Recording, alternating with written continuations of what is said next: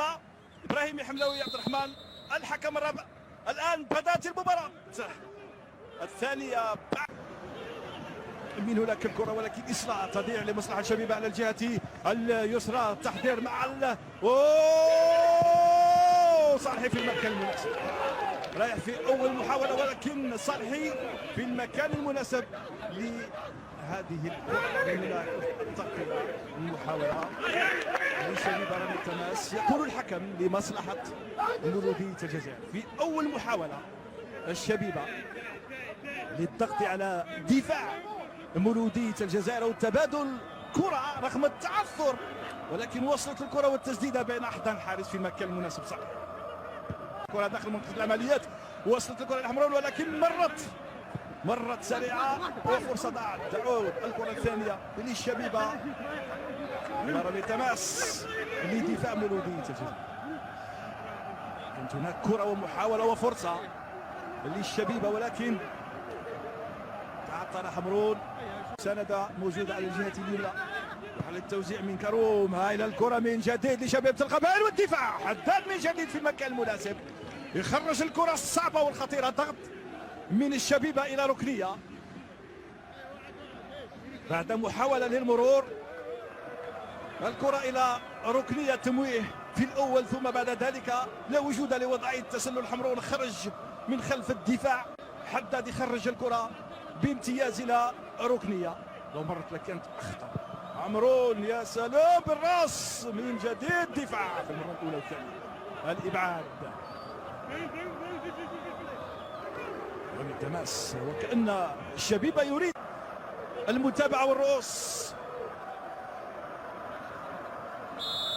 باتجاه علامه الجزاء وباتجاه القائمه التالي علامه الجزاء. هاي الكره ولكن تغطيه من الدفاع. تعود الكره الثانيه من جديد. تسديده تعود من الدفاع من جديد. الكرة من سوياد ولكن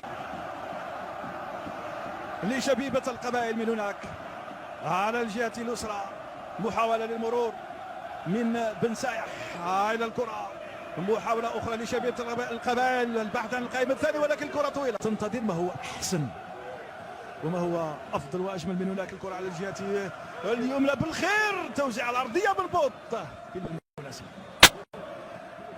بالخير بالمناسبة هو أحسن ممرر في تشكيلة مولودية الجزائر.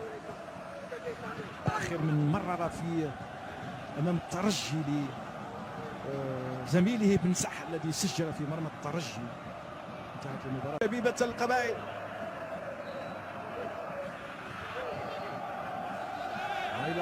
من هناك على الجهة اليسرى. محاولة للمناورة مع بولحية.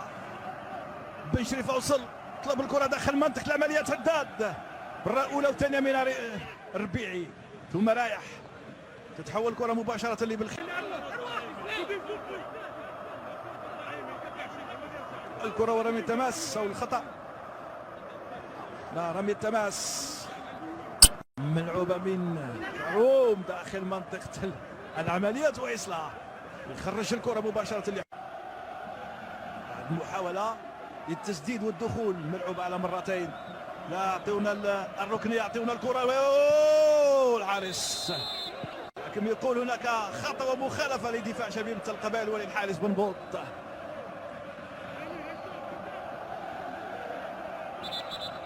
محمد بن شير الغائب.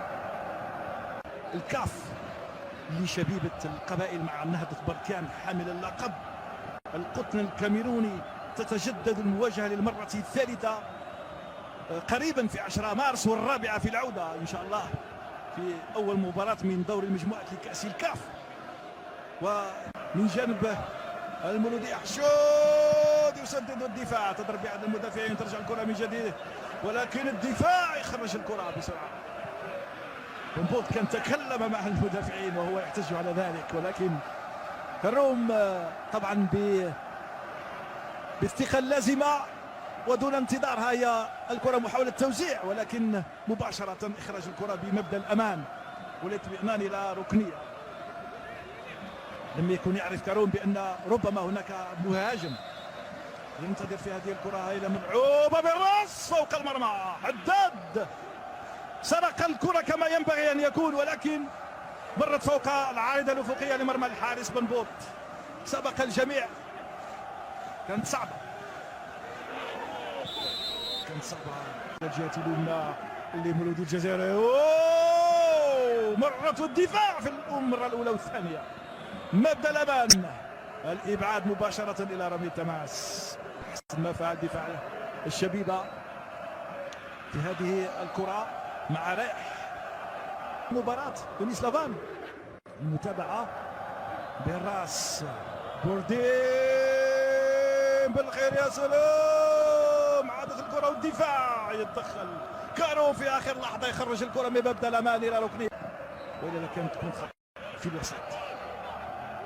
امتياز، محاولة من بن سعيد، حاول التوزيع العرضية الراسية والدفاع في المرة الأولى. الكرة الثانية لحشود، يخرجها مباشرة من جانب المولودية. ضربة البداية للشوط الثاني الآن للكلاسيكو رقم 102 اللي حد الآن لم يفي بوعده ولا بما ننتظره وينتظره الجمهور المتفرج لهذه المباراة الكلاسيكية بين المولودية. في هذه المباراة الكلاسيكية تحويل كرة من هناك بالراس، محاولة للشبيبة الوصول في اللحظة المناسبة بالراس. الكرة إلى الحارس بنبوط بامتياز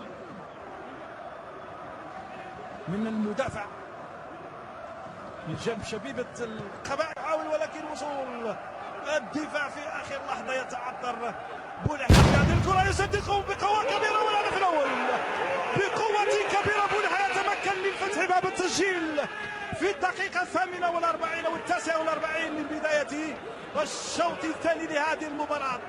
قلت بأن مفتاح المباراة في الشوط الثاني ربما يكون في يد أو في قدم أو رأس أحد اللاعبين، وكان بحوزة المهاجم بولحية الذي يتمكن من الوصول للشباك وافتتاح باب التسجيل لمصلحة شبيبة القبائل. والمدرب دونيس لافان قرأ كما ينبغي حال المولودية في الشوط الأول. وعبد القادر عمراني متأسف بعد خطأ من الدفاع. سنشاهد كيف كانت الكرة وكانت الهجمة. بولحية تعثر في الأولى، هي الفرحة الكبيرة، سعادة مسجل الهدف هنا، ولكن بعد ذلك تمكن من حماية الكرة والتسديد بقوة، والحارس صالحي مرت الكرة وفي شباك المولودية في الدقيقة 49 من زمن المباراة. الأوراق البديلة توزيع داخل منطقة العمليات، والخطأ من صالحي من جديد. محاولة للتسديد، توزيع عرضية، يا سلام، مبعدة. هايلة ممتازة. فريوي داخل منطقة العمليات، يحاول فريوي. ماذا يقول الحكم السيد؟ هناك ربما تمويه وبطاقة صفراء لفريوي.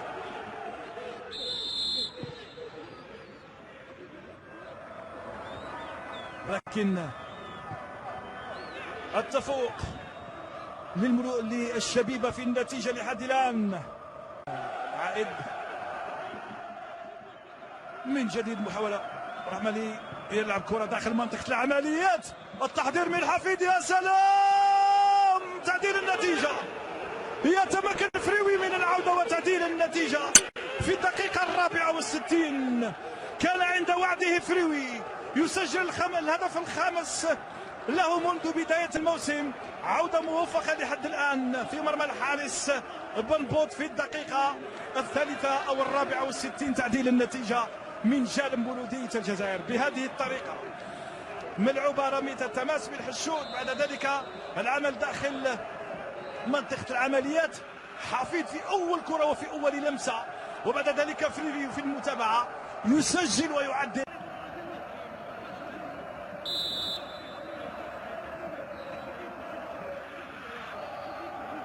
كرة ملعوبة داخل منطقة العمليات، والحارس والخطأ اللي بنبوط ودفاع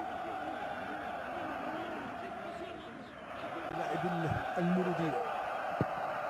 سوياد في وضعية صعبة، يخرج الكرة بمبدأ الأمان إلى رمي التماس.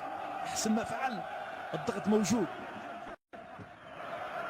وعندما يكون هناك ضغط واللاعب غير متوفر او الزميل غير متوفر التمرير غير عمليه التمرير غير متاحه. هي الكره من جديد من بولحياه صعبه وخطيره لشبيبه القبائل داخل منطقه العمليات. انتهى المسانده يا سلام، ولكن الكره من هناك محاوله تسديده والشباك. يا سلام، كره صعبه في الشباك بامتياز في هذه الكره من جانب شبيبه القبائل. التحضير صالحي ليس بإمكانه أن يفعل أي شيء. صالحي الدفاع أيضا في هذه الكرة مرت، وسنشاهد كيف كان التحضير.